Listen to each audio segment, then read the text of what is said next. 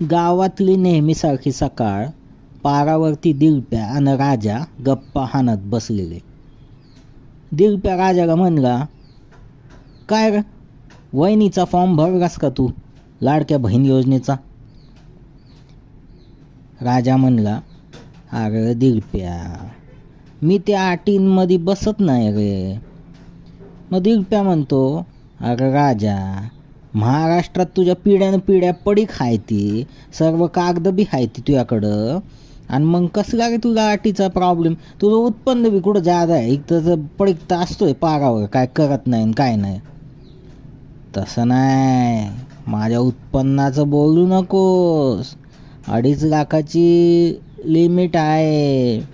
माझं उत्पन्न इतकं आहे ना दिलप्या, की मोजायला मला टाईमच नाही.